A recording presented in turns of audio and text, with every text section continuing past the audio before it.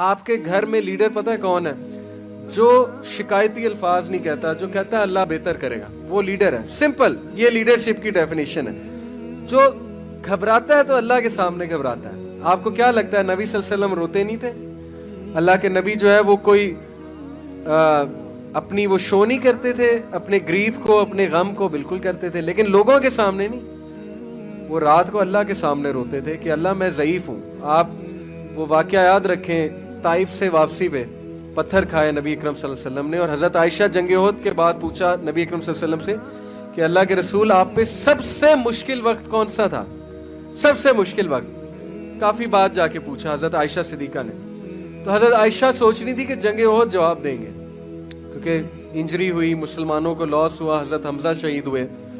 اللہ کے نبی نے کہا کہ عائشہ سب سے مشکل وقت طائف کا تھا، کیونکہ میری اپنی قوم نے مجھے پتھر مارے تھے. اس سے بڑا سائیکولوجیکل ٹارچر نہیں ہوتا ہے کہ اپنے بچے پتھر مار رہے تھے اور مطلب گالیاں بک رہے تھے. تو نبی صلی اللہ علیہ وسلم نے کہا اس سے بڑا میرے لیے امتحان کوئی نہیں تھا. تو وہ کیا تھا کہ اللہ کے نبی صلی اللہ علیہ وسلم ایک درخت کے نیچے بیٹھے. وہ درخت ابھی بھی موجود ہے. انفیکٹ اس پورے علاقے میں وہ درخت سب سے ہرا بھرا ہے. یہ برکات ہے ہمارے نبی کی. پورے علاقے میں میں نے دیکھا ہے طائف میں وہ درخت ابھی تک موجود ہے. نبی صلی اللہ علیہ وسلم وہاں تشریف فرما ہوئے، روئے، اور روتے روتے ان کی دعا سننے والی ہے. وہ پوری دعا میں کوٹ نہیں کر سکتا، بہت لمبی، لیکن اس کے چند ایک الفاظ سناتا ہوں. اردو میں اس کے الفاظ یہ کہ اللہ میں اپنی کمزوری کس سے بیان کروں.